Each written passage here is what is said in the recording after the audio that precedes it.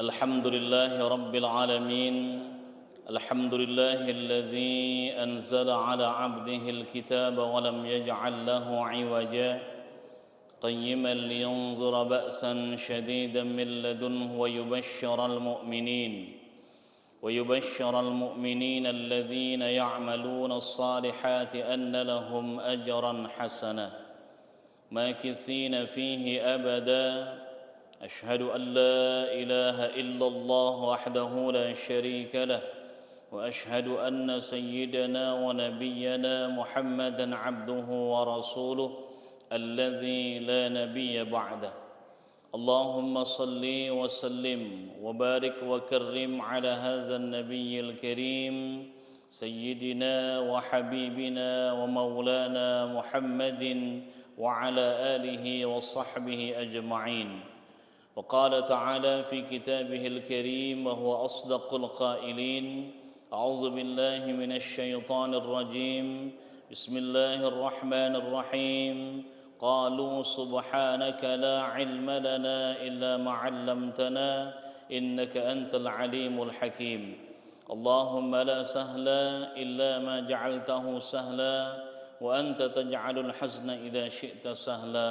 أما بعد.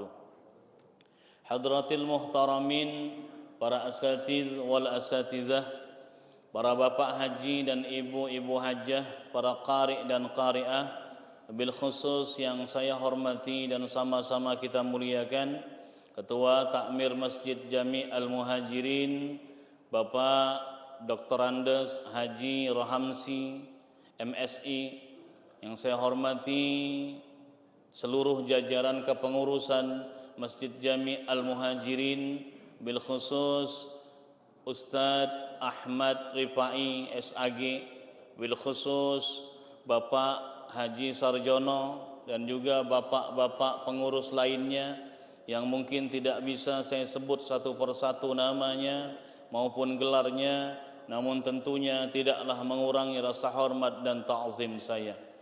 Dan juga tak lupa seluruh hadirin wal hadirat, seluruh jamaah Masjid Jami' Al-Muhajirin, baik bapak-bapak yang berada di depan saya maupun ibu-ibu yang berada di belakang. Mudah-mudahan bapak ibu semua, hadirin semua senantiasa diberikan keberkahan umur oleh Allah Subhanahu wa taala. Senantiasa diberikan keberkahan rezeki oleh Allah Subhanahu wa taala. Senantiasa diberikan kesehatan dan keafiatan oleh Allah, dan mudah-mudahan anak-anak bapak ibu Allah jadikan anak-anak yang saleh dan salihah. Amin ya rabbal alamin. Para bapak, para ibu, ayah bunda yang dirahmati Allah Subhanahu wa taala, kita sudah memasuki bulan Rajab. Tanggal berapa kira-kira sekarang? Tanggal 4 ya, Pak ya. Mudah-mudahan bulan Rajab ini memberikan kita keberkahan baru, Bapak Ibu sekalian. Kenapa? Karena di bulan Rajab inilah diturunkannya perintah salat 5 waktu oleh Allah Subhanahu wa taala kepada kita umat Islam khususnya. Para bapak, para ibu, ayah bunda yang dirahmati Allah Subhanahu wa taala, para ulama-ulama kita memberikan definisi Islam ini dengan sederhana. Apa definisi yang beliau sampaikan? Al-Islam wad'un ilahiyun sa'iqun lidzabil uqulis salimah liyanalus sa'adah fi ma'ashihim wa ma'adihim. Islam adalah seperangkat peraturan yang diturunkan oleh Allah Subhanahu wa taala untuk memandu makhluk-makhluk yang berakal sempurna, yaitu manusia-manusia seperti kita ini, agar supaya apa? Liyanalus sa'adah fi ma'ashihim wa ma'adihim, agar supaya kita ini memperoleh kebahagiaan dalam kehidupan dunia yang sementara ini, dan kelak kita akan memperoleh kebahagiaan yang hakiki di akhirat kelak nantinya. Para bapak, para ibu, ayah bunda yang dirahmati Allah Subhanahu wa taala, dari definisi di atas kita dapat menarik satu benang merah bahwasanya Islam diturunkan oleh Allah Subhanahu wa taala bukan untuk menyiksa manusia. Ketika Allah Subhanahu wa taala menyuruh kita salat, bukan supaya kening kita menjadi hitam. Karena Allah mampu membuat semua kening menjadi hitam walau tanpa harus salat. Allah buat saja tsunami 3 hari 3 malam. Semua kening kejedot pintu, semua kening kejedot pohon kelapa, maka keningnya akan menjadi hitam. Ketika Allah menyuruh kita untuk berpuasa, bukan supaya badan kita menjadi lemes, perut kita menjadi keroncongan, bukan. Karena Allah berhak, Allah mampu membuat semua badan menjadi lemes, membuat semua perut menjadi keroncongan walau tanpa harus puasa. Ketika Allah menyuruh kita untuk berumrah maupun berhaji, bukan supaya kita hutang sana sini, hutang kanan kiri, tapi Allah mampu membuat semua orang berhutang walau tanpa harus haji dan umrah. Jadi apa tujuan ibadah syariat yang Allah turunkan ini? Tadi yang sudah saya sampaikan definisinya, yang disampaikan ulama-ulama kita. Hukum syariat yang Allah turunkan kepada manusia ini liyanalus sa'adah fi ma'ashihim wa ma'adihim, agar supaya manusia yang menjalankan syariat ini memperoleh kebahagiaan dunianya dan juga kebahagiaan akhiratnya. Saya akan mencontohkan salat kita dulu Bapak Ibu sekalian. Kenapa? Karena ini bulan Rajab. Salat mengandung dimensi 3 di dalamnya Bapak Ibu sekalian. Maka kita akan dapat menarik yang namanya kebahagiaan dunia dan juga kebahagiaan akhirat daripada salat ini. Yang pertama, salat mengandung dimensi spiritual. Kemudian yang kedua, salat mengandung dimensi medikal. Kemudian yang ketiga, salat mengandung dimensi sosial. Apa maksudnya Ustaz? Yang pertama, salat mengandung dimensi spiritual. Maksudnya, apabila seseorang telah melaksanakan ibadah yang dinamakan salat ini, maka hatinya, jiwanya, badannya akan lebih tenang dibandingkan orang yang tidak melakukan ibadah salat. Betul apa betul kira-kira Bapak? Ada orang yang sudah salat dengan orang yang belum salat itu berbeda pastinya. Terutama tentang masalah kekhusyuan hatinya, ketentraman jiwanya pasti berbeda. Orang yang sudah salat pasti lebih tenang jiwanya. Orang yang belum salat jiwanya tidak akan tenang. Pasti ada ganjalan-ganjalan yang belum terselesaikan. Tapi ini ada passwordnya Bapak Ibu sekalian. Ada kata kuncinya bagaimana salat dapat mendatangkan ketenangan jiwa, dapat mendatangkan ketentraman hati. Apa passwordnya Ustaz? Apa kata kuncinya? Salat yang dapat mendatangkan ketenangan jiwa, salat yang dapat mendatangkan ketentraman hati, tidak lain dan tidak bukan yaitu salat yang betul-betul menghadapkan hatinya, menghadapkan fikirannya, menghadapkan jiwa dan raganya semata-mata kepada Allah Subhanahu wa taala. Inilah yang dinamakan dengan salatul khasyi'in, salatnya orang-orang yang khusyuk. Kemudian ulama memberikan definisi, apa sih salat khusyuk itu?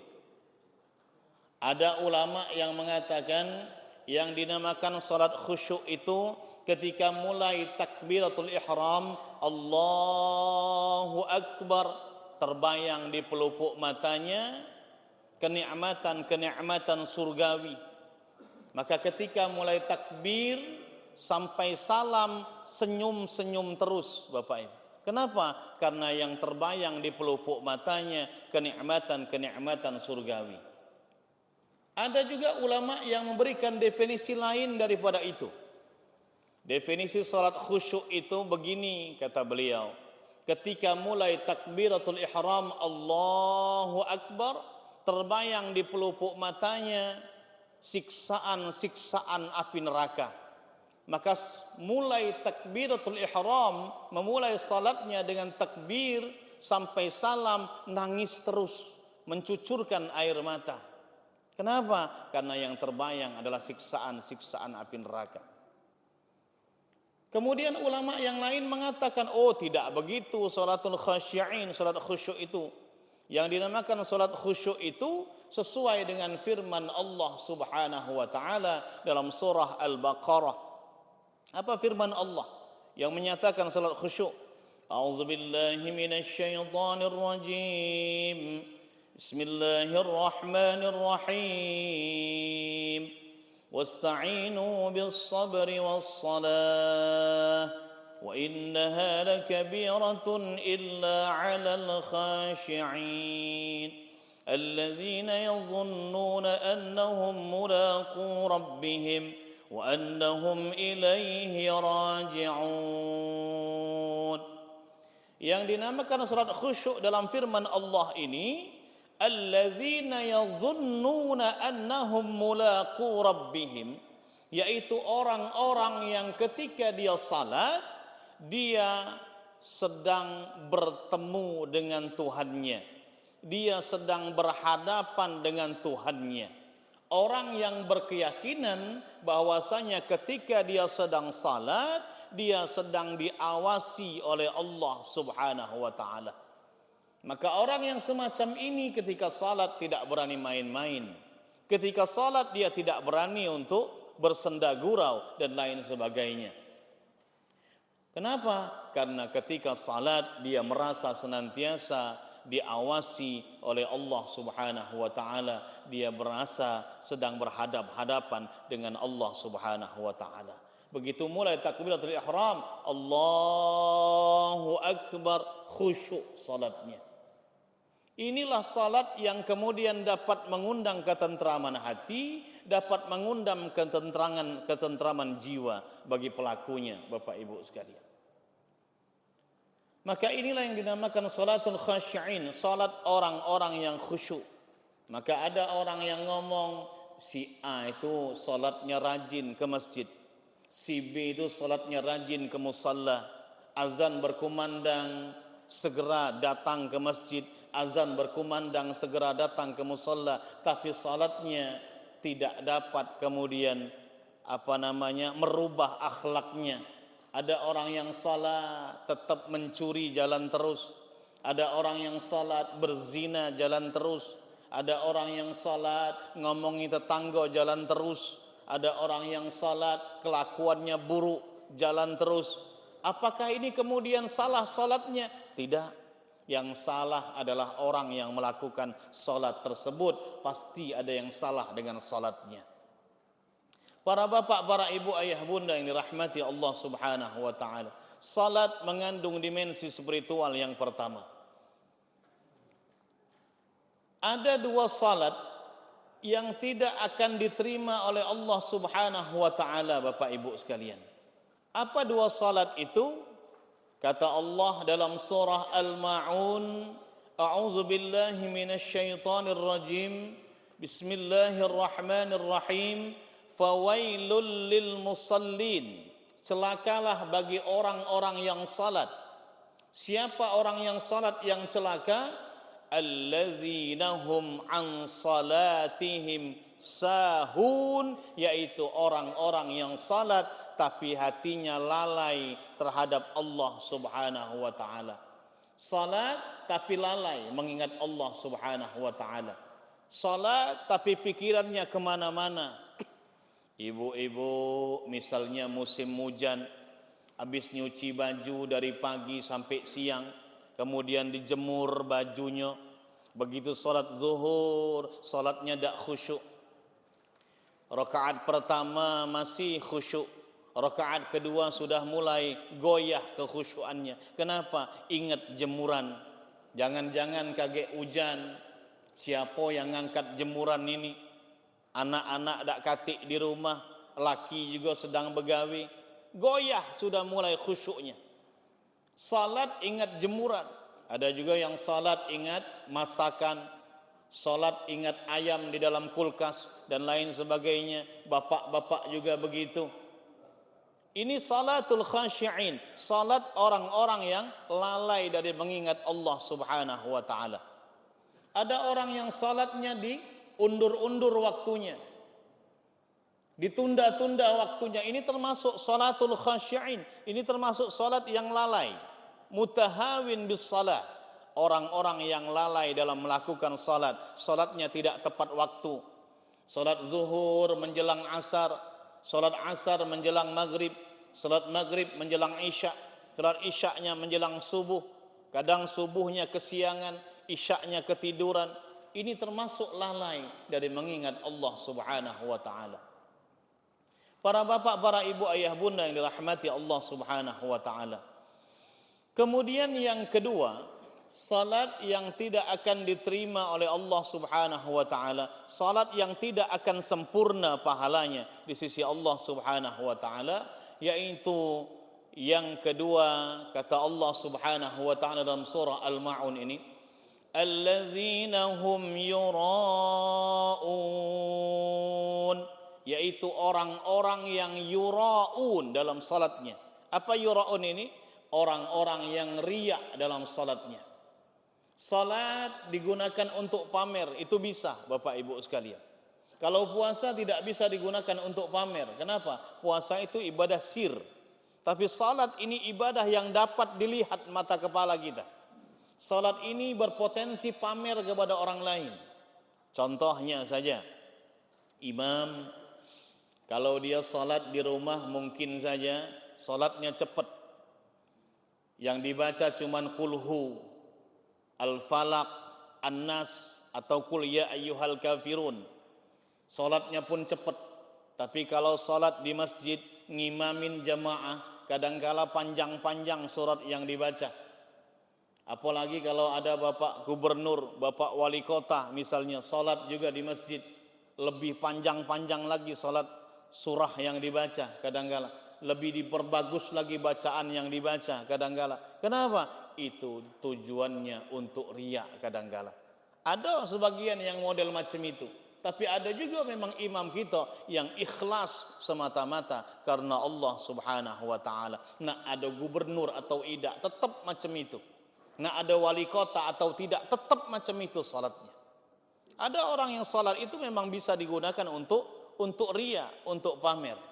Kalau salatnya digunakan untuk riya, untuk pamer, maka salatnya tidak akan mengandung pahala di sisi Allah Subhanahu wa taala. Salat semacam inilah yang tidak dapat menarik ketentraman jiwa dan ketentraman hati si pelakunya. Para bapak, para ibu, ayah, bunda yang dirahmati Allah Subhanahu wa taala. Itu yang pertama, salat mengandung dimensi spiritual. Bahwasanya orang yang sudah salat akan berbeda hatinya, jiwanya, pikirannya dibandingkan orang yang tidak salat. Kemudian yang kedua, salat mengandung dimensi medikal. Apa yang dimaksud dengan salat yang mengandung dimensi medikal ini? Rasulullah sallallahu alaihi wasallam mengatakan, salat yang mengandung dimensi medikal apabila seseorang telah melakukan ibadah yang dinamakan salat ini, maka jiwanya, maka badannya akan lebih sehat dibandingkan orang yang tidak melakukan salat. Salat ini dapat menyehatkan badan kita Bapak Ibu sekalian. Orang yang rajin salat dan salatnya tuma'nina, salatnya khusyuk, salatnya benar, maka jiwanya, raganya akan lebih sehat dibandingkan orang yang tidak salat atau orang yang salatnya tidak benar. Ini ada passwordnya Bapak Ibu sekalian, ada kata kuncinya juga. Bagaimana salat yang dapat menarik satu kesembuhan bagi diri kita? Bagaimana salat yang dapat menarik satu dimensi medikal dalam tubuh kita? Ada passwordnya, ada kata kuncinya. Apa kata kuncinya Ustaz? Salat yang betul-betul gerakan-gerakannya, bacaan-bacaannya sesuai dengan contoh dari Rasulullah Muhammad sallallahu alaihi wasallam. Maka saya bawa kitab ini Bapak Ibu, kitab Bulughul Maram. Di sini ada hadis-hadis menerangkan tentang bagaimana tata cara salat Rasulullah Muhammad sallallahu alaihi wasallam. Sekarang banyak sekali ulama-ulama, ustadz-ustadz yang mengatakan bahwasanya yang dinamakan salat yang benar itu begini loh gerakan-gerakannya, begini loh bacaan-bacaannya. Nah, maka Bapak Ibu sekalian, saya sampaikan di sini, kita harus mengikuti yang benar, jangan mengikuti yang baru, mengikuti yang benar Bapak Ibu sekalian. Kenapa? Yang sudah disampaikan oleh ulama-ulama kita dulu, yang sudah disampaikan oleh kiai-kiai kita dulu, ustadz-ustadz kita dulu, itu sudah benar adanya. Kita ini mazhabnya mazhab Imam Syafi'i. Karena Imam Syafi'i punya jalurnya masing-masing. Imam Hanafi punya jalurnya masing-masing. Imam Hambali punya jalurnya masing-masing. Imam Hanafi punya jalurnya masing-masing. Kita tidak boleh bertalfik mazhab, mencampur adukkan mazhab. Kalau kita biasa pakai mazhab Imam Syafi'i, pakailah mazhab Imam Syafi'i, kecuali dalam keadaan darurat. Ketika kita umrah maupun haji, ketika dalam pesawat boleh, silakan dalam keadaan darurat. Tapi ketika dalam keadaan biasa seperti ini, kalau kita bermazhab Syafi'i, maka pakailah mazhab Syafi'i dengan sempurna. Para bapak, para ibu, ayah, bunda yang dirahmati Allah Subhanahu wa taala. Baik, kita mulai bagaimana salat sesuai dengan contoh Rasulullah sallallahu alaihi wasallam. Dimulai dengan merapatkan shaf, Bapak Ibu sekalian. Merapatkan shaf itu yang diajarkan oleh Rasulullah sallallahu alaihi wasallam, yang rapat bukan kakinya, yang rapat bahunya, Bapak Ibu sekalian. Saya sekali lagi saya sampaikan, yang rapat itu bukan kakinya, tapi yang rapat itu bahunya. Contoh, saya berdiri, maka ada yang salatnya 2 sajadah dipakai sendiri, Bapak Ibu. Ini apa namanya? Allahu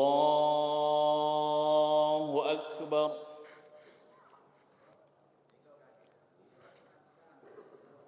Ada nggak yang macam ini? Ada, Bapak Ibu. Yang rapat bukan kaki, yang rapat bahu. Ini yang disampaikan oleh Imam Syafi'i, yang disampaikan oleh Rasulullah sallallahu alaihi wasallam. Bahu tidak bisa dilebarin, tapi kaki bisa dilebarin, Bapak Ibu sekalian. Maka tidak perlu mencari jentik kawannya. Tidak perlu ini Bapak Ibu sekalian. Kenapa? Karena yang rapat adalah bahu, bukan kakinya.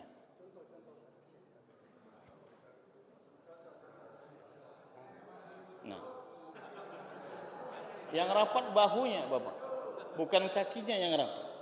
Kalau kakinya yang rapat, bisa 2 sajadah dipakai sendiri. Kebanyakan saya ini Ustaz, kebanyakan ini kakinya.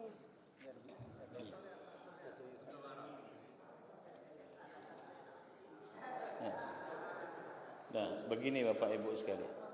Sawwu sufufakum fa inna taswiyatas sufuf min tamamis shalah. Yang rapat bahunya. Kenapa? Karena bahu tidak bisa dilebarin, kalau kaki bisa dilebarin. Maka tidak usah nyari-nyari kaki kawan. Allahu Akbar. Kaki kawannya tidak nempel kakinya, dicari-cari lagi, Bapak Ibu sekalian. Itu yang diajarkan Rasulullah. Ini kan walaupun kita ini kan tidak nempel kan Ustaz, ini kan nempel. Iya, Ini kan nempel kan? iya, tidak nempel. Jadi bahunya nempel, kaki tidak. Tidak nempel kaki. Para bapak, para ibu, ayah, bunda yang dirahmati Allah Subhanahu wa taala, itu yang pertama, merapatkan shaf. Kemudian takbiratul ihram. Ini takbir Ada dua hadis di dalam takbir ini. Yang pertama, hazwa mankibaihi. Rasulullah mengatakan dalam sebuah hadis, ini dalam kitab ini hadis 292 dan ada hadis 291 dan 292. Hadis yang nomor 291, Rasulullah mengatakan, yarfa'u yadaihi yuhazi mankibaihi, sejajar dengan pundak.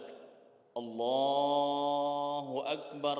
Rasulullah ketika takbir ini tangannya sejajar dengan pundak. Yuhazi mankibaihi, Allahu Akbar. Ini ke depan, telapak tangannya ke depan, bukan begini. Allahu Akbar. Enggak ada orang takbir begini, ini enggak ada. Ya. Jadi bapak yang masih takbir begini ini enggak ada contoh dari Rasulullah sallallahu alaihi wasallam. Harus dirubah. Jadi begini. Sejajar dengan pundak. Hadis yang pertama, yuhazi mankibaihi. Telapak tangannya sejajar dengan pundak yang atas. Yang atas. Kemudian hadis yang kedua mengatakan furu'a uzunaihi, segini, sebatas pentil kuping. Ini pentil kuping ini gini. Allahu Akbar. Nah, ini. Tetap tangannya tetap begini. Kemudian hadis yang seakan-akan bertentangan ini kemudian diakomodir oleh Imam Syafi'i rahimahullahu taala menjadi satu pendapat beliau. Bagaimana pendapat Imam Syafi'i? Ini jari yang paling tinggi ini sejajar dengan telinga. Ini jempol sejajar dengan putik telinga. Ini bawah daripada telapak tangan kita sejajar dengan bahu. Allahu Akbar. Maka ini pendapat Imam Syafi'i dalam kaul-kaul Imam Syafi'i. Boleh nggak seperti itu? Boleh. Kenapa? Karena ada mazhab Imam Syafi'i. Boleh nggak kalau kita kemudian takbir begini Ustaz? Allahu Akbar. Boleh. Sejajar dengan pundak. Boleh nggak begini saja? Allah sejajar dengan putik telinga. Boleh. Kenapa? Karena ada dua hadis yang tadi yang disampaikan. Yuhazi mankibaihi furu'a uzunaihi. Jadi salat ini harus sesuai dengan apa yang disampaikan Rasulullah sallallahu alaihi wasallam. Itu yang kedua. Kemudian sedekapnya bagaimana? Ketika habis takbir kita sedekap. Allahu Akbar. Sedekap ini dalam hadis disampaikan Rasulullah ala sadri, di dadanya. Apakah ini dada? Betul, ini juga dada, Bapak Ibu sekalian. Apakah boleh begini? Boleh begini. Tapi jangan yang begini nyalah-nyalahin yang begini. Salah, itu bukan dada. Ini perut namanya, bukan dada.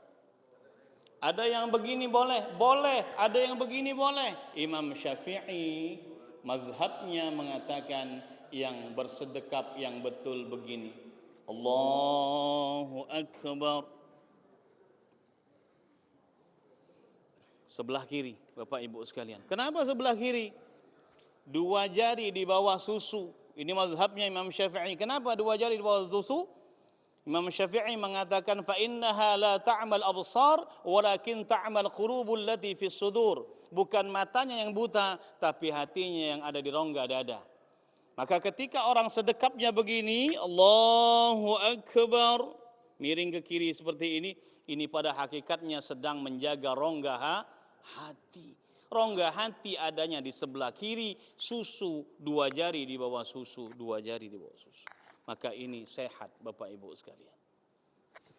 Maka boleh sedekapnya begini, boleh. Allahu Akbar. Allahu Akbar. Dada juga. Allahu Akbar. Imam Syafi'i. Tapi jangan menyalahkan yang sedekapnya begini. Jangan saling menyalahkan. Para bapak, para ibu, ayah, bunda yang dirahmati Allah Subhanahu wa taala. Kemudian rukuk. Rukuk harus tuma'ninah. Kenapa? Ada hadis yang mengatakan ada orang yang ruku 40 tahun.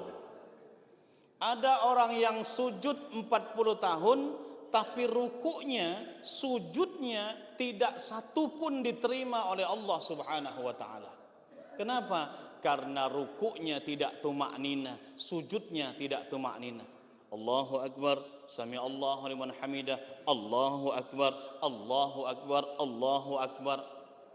Ini sujud dan ruku itu minimal membaca 1 kali tasbih, Bapak Ibu sekalian. Subhana rabbiyal a'la wa bihamdi, subhana rabbiyal azimi wa bihamdi, minimal membaca itu. Semakin lama rukunya semakin bagus. Kenapa? Ini dosa kita akan digugurkan oleh Allah Subhanahu wa taala lewat kita ruku tadi. Semakin lama sujudnya makin bagus. Kenapa? Dosa-dosa kita akan dihapus, digugurkan lewat sujud kita ini. Semakin lama sujud semakin bagus. Kenapa? Ada satu sel dalam otak kita ini Bapak Ibu yang tidak dialirin darah kecuali ketika kita sujud. Maka orang yang rajin sujud lebih cerdas otaknya dibandingkan orang yang tidak rajin sujud. Ibu yang sedang hamil, kalau kemudian bayinya sungsang, kalau dia kemudian rajin sujud, maka ini bayinya akan menghadap ke posisi semula yang normal insya Allah dengan izin Allah Subhanahu wa taala. Orang yang sujudnya rajin, insya Allah akan lebih tenang hatinya dibandingkan orang yang tidak rajin sujud kepada Allah Subhanahu wa taala. Berapa anggota sujud kita Bapak Ibu sekalian? Ada 7. Yang pertama ini jidat, kening. Ini tidak boleh kemudian terhalang apapun juga. Walaupun hanya 1 helai rambut pun tidak boleh terhalang. Jadi kalau ada rambut di sini menghalangi ketika kita sujud walaupun 1 helai, maka sujudnya batal. Kalau sujudnya batal, maka salatnya batal. Salatnya batal, tidak akan diterima oleh Allah Subhanahu wa taala. Kemudian kalau kita sujud Bapak Ibu sekalian, kita pakai sorban seperti saya begini. Kemudian sorban ini menghalangi tempat sujud kita. Kemudian kita sujud di atas sorban. Begini saya, ini batal salatnya. Tidak diterima oleh Allah Subhanahu wa taala. Jadi tidak ada penghalang sama sekali antara tempat sujud dengan jidat kita. Tidak boleh. Jadi kalaupun ini kita pakai kemudian menghalangi tempat sujud dengan jidat kita, batal salat kita. Kecuali kalau tidak sengaja kemudian ini begini, saya sujud, ini dilepaskan, sekalian dilepaskan, ini sah Pak Ibu sekalian. Maka tidak boleh ada penghalang tempat sujud dengan jidat kita. Ini yang harus disampaikan Bapak Ibu sekalian. Kemudian apa lagi? 2 telapak tangan. 2 telapak tangan ini harus menempel dan diarahkan ke kiblat. Kemudian apa lagi? 2 dengkul. Ini harus sampai 2 dengkul ketika sujud. Kemudian apa lagi? Yang ke-6 dan yang ke-7 yaitu ujung jari jemari kaki-kaki kita harus kemudian ditempelkan di lantai dan ditekuk menuju ke arah kiblat begini. Ini harus begini Bapak Ibu, ditekuk menuju ke arah kiblat. Ini yang disampaikan oleh Rasulullah sallallahu alaihi wasallam, sifat salat Rasulullah sallallahu alaihi wasallam. Adapun hidung bagaimana Ustaz? Ada yang bertanya, hidung ini sunnah Bapak Ibu sekalian. Maka orang-orang Indonesia kebanyakan hidungnya pesek-pesek Bapak Ibu sekalian. Maka tidak perlu kemudian kita memaksakan diri sujud itu kemudian ngusul-ngusul. Tidak perlu Bapak. Karena apa? Sunnah ini. Kalau ini diwajibkan, kasihan yang hidungnya pesek Bapak Ibu sekalian. Jadi 7 anggota sujud yang wajib untuk disentuhkan lantai dan menghadap ke arah kiblat yaitu 7. 1, 2, 3, 4, 5, 6, 7. Hidung sunnah. Para bapak, para ibu, ayah, bunda yang dirahmati Allah Subhanahu wa taala. Kemudian tahiyat. tahiyat awal dan tahiyat akhir duduknya berbeda. Kalau tahiyat awal kita duduknya ini kaki kirinya didudukin. Kaki kirinya didudukin. Ini kaki kanan ditegakkan, Bapak Ibu sekalian. Bukan begini. Ada orang yang tahiyat awal begini, ada yang begini, dan lain sebagainya. Ini tidak sesuai dengan contoh Rasulullah. Yang sesuai contoh Rasulullah begini. Allahu Akbar. Dan duduk tahiyat akhir, ini kaki kiri ke bawah. Kaki kanan ditegakkan. Ini yang betul. Kemudian mengenai jari jemari tangan kanan ketika tahiyat, Bapak Ibu sekalian. Ketika mulai tahiyat awal, Allah at-tahiyyatul ini sudah mulai prepare, sudah mulai persiapan.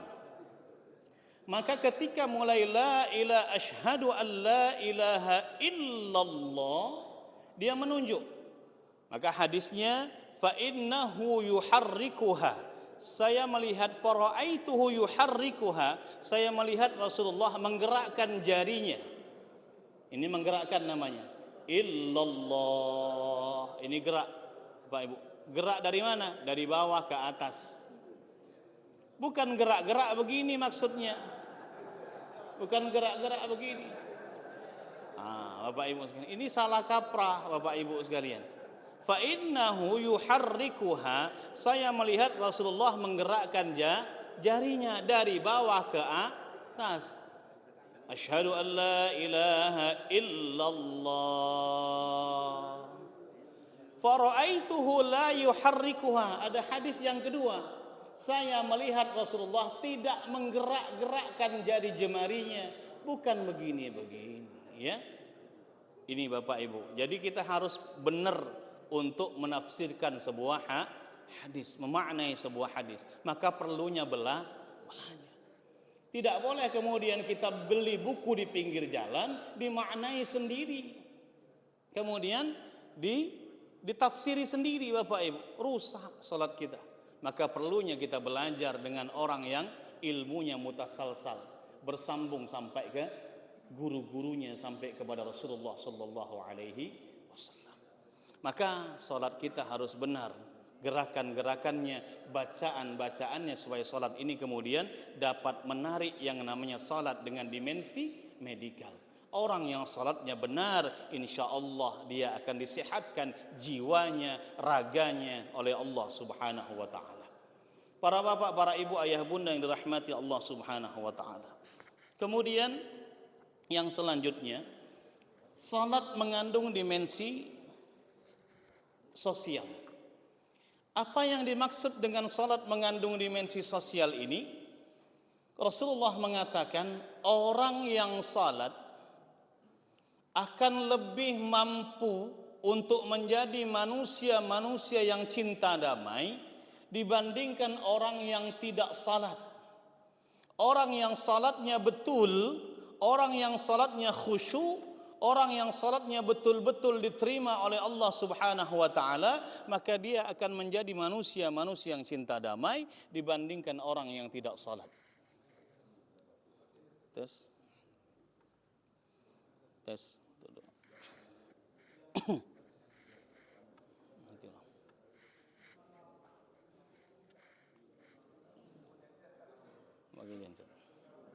Saya ulangi lagi. Salat mengandung dimensi sosial. Apa maksudnya? Orang yang salatnya benar, maka dia akan lebih mampu menjadi manusia-manusia perdamaian, manusia-manusia yang cinta damai dibandingkan orang yang tidak melakukan salat, atau orang yang salatnya tidak diterima oleh Allah subhanahu wa ta'ala. Contoh, kita salat itu Bapak Ibu sekalian, terakhir kita tutup dengan salam ke kanan dan salam ke kiri. Assalamualaikum warahmatullah. Tidak harus dijawab, ini salam Bapak Ibu sekalian. Assalamualaikum warahmatullah. Tidak harus dijawab, ini salam. Ketika kita salam, Bapak Ibu sekalian, perlu saya sampaikan di sini, Ini dada tidak boleh kemudian berpaling dari arah kiblat. Terutama salam yang pertama itu wajib, Bapak Ibu. Salam yang pertama itu wajib. Assalamualaikum warahmatullah. Tidak boleh begini. Yang ini yang noleh cuman mukanya saja. Ini dada tidak boleh ikut noleh. Assalamualaikum warahmatullah. Assalamualaikum warahmatullah. Ini dada tetap pada tempatnya, tetap menghadap ke arah kiblat. Kemudian tangan tidak harus begini. Assalamualaikum, ngikutin. Assalamualaikum warahmatullah. Assalamualaikum warahmatullah. Ini tidak ada hadisnya, Bapak Ibu sekalian. Tidak ada hadisnya sama sekali. Tangannya harus ngikutin. Kemudian harus dibuka tangannya. Tidak ada sama sekali. Jadi orang yang begini, ini tidak ada dasarnya sama sekali, Bapak Ibu sekalian. Jangan ngikut-ngikut sesuatu yang tidak ada dasarnya, Bapak Ibu sekalian. Maka ketika kita salam ke kanan, salam ke kiri, kita mengucapkan salam kepada orang-orang yang di samping kanan, samping kiri kita.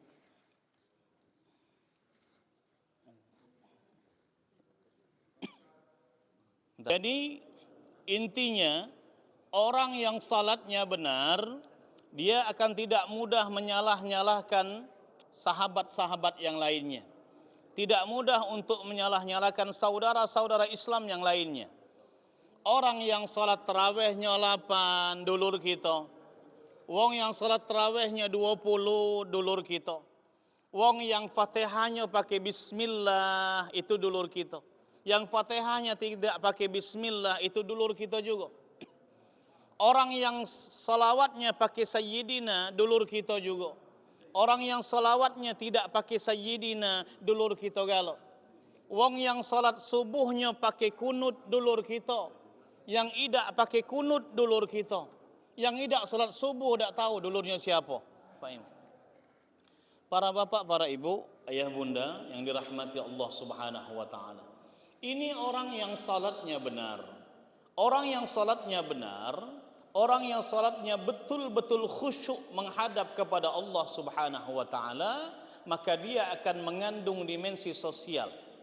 Dia akan lebih siap menjadi manusia yang cinta damai dibandingkan orang yang salatnya tidak benar. Ada satu kisah, Bapak Ibu. Di kampung saya di Tangga Buntung itu ada 2 masjid. Masjid Muhammadiyah dan Masjid NU. Di satu malam di awal Ramadan, ini Masjid NU kemudian naik mimbar. Masjid Muhammadiyah naik mimbar juga. Sebelum sholat tarawih digelar, ada kultum, masing-masing ada kultum. Kemudian Masjid Muhammadiyah ngomong, Assalamualaikum warahmatullahi wabarakatuh. Para bapak, para ibu, ayah bunda yang dirahmati Allah Subhanahu wa taala, saya ingatkan lagi kepada antum semuanya bahwasanya yang salat tarawihnya 20, yang witirnya 3, itu tidak ada contohnya dari Rasulullah sallallahu alaihi wasallam. Yang salat tarawihnya 20 dengan witir 3 itu bid'ah, itu dhalalah, itu dak katik contohnya dari Rasulullah sallallahu alaihi wasallam, itu sesat, masuk neraka. Kemudian dengar dari seorang masjid, dengar jemaah ngompori yang NU, Ustaz, balas Ustaz, balas. Madai kita dikata ke bid'ah Ustaz, kata dia. Tak terima kami Ustaz. Ustaznya kemudian naik mimbar pula, Bapak Ibu. Ustaz NU. Assalamualaikum warahmatullahi wabarakatuh. Para bapak, para ibu, hadirin wal hadirat rahimakumullah. Jangan dengerin masjid yang sebelah sana. Yang ngato ke kita bid'ah, yang ngato ke kita sesat. Yang sesat itu dia dewek. Yang salat 8 rakaat tarawih, 3 witir, itu mereka yang sesat, neraka jahanam. Kemudian di samping masjid ada lorong, Bapak Ibu. Ada preman duit kok lewat. Preman ini dengar, ya Allah, masjid itu ngomong yang salat tarawihnya 20 sesat masuk neraka. Masjid itu juga ngomong yang salat tarawihnya 8 3 witir sesat masuk neraka. Untung lur kita tak salat tarawih tidak masuk neraka. Alhamdulillah, Masya Allah. Inilah yang terjadi Bapak Ibu sekalian. Kenapa? Karena saling salah menyalahkan. Maka orang awam yang mendengar, yang tidak tahu ilmunya, akhirnya menyimpulkan yang tidak benar. Maka lebih baik Bapak Ibu sekalian, jangan kita kemudian mengunggulkan yang namanya perbedaan. Jangan kita menonjolkan yang namanya perbedaan. Tonjolkanlah persamaannya Bapak Ibu sekalian. Maka saya bilang tadi, orang yang salatnya benar tidak akan menyalah-nyalahkan saudaranya yang lain Bapak Ibu. Yang salat tarawihnya 8 benar, yang salat tarawihnya 20 juga benar, yang Fatihahnya pakai bismillah benar, yang Fatihahnya tidak pakai bismillah juga benar. Kenapa? Ada pendapat ulamanya masing-masing. Yang sholawatnya pakai sayyidina ketika tahiyat benar, yang tidak pakai sayyidina Allahumma salli ala Muhammad wa ala ali Muhammad benar juga Bapak Ibu sekalian. Maka orang yang salatnya benar tidak mudah nyalah-nyalah ke saudara Islam yang lainnya. Maka para bapak, para ibu, ayah, bunda yang dirahmati Allah Subhanahu wa taala, maka kata Rasulullah, innamal mu'minuna ikhwatun fa aslihu baina akhawaikum. Sungguhnya manusia muslim itu bersaudara, maka hendaknya kalian saling memperbaiki antara sama muslim satu dengan muslim yang lainnya. Para bapak, para ibu, ayah, bunda yang dirahmati Allah Subhanahu wa taala, kiranya itu saja dulu yang dapat saya sampaikan pada kesempatan yang berbahagia ini dari hadis-hadis Rasulullah sallallahu alaihi wasallam. Paling tidak ada satu ilmu yang dapat kita ambil, bahwasanya Rasulullah itu takbirnya semacam itu tadi, ya, sesuai dengan saya contohkan tadi, hazwa mankibaihi furu'a uzunaihi, dan diakomodir dua hadis yang seakan bertentangan ini menjadi satu pendapat Imam Syafi'i rahimahullahu taala. Mungkin ada tadi Bapak yang nak bertanya, sudah tak sabar lagi, kami persilahkan Bapak. Ya.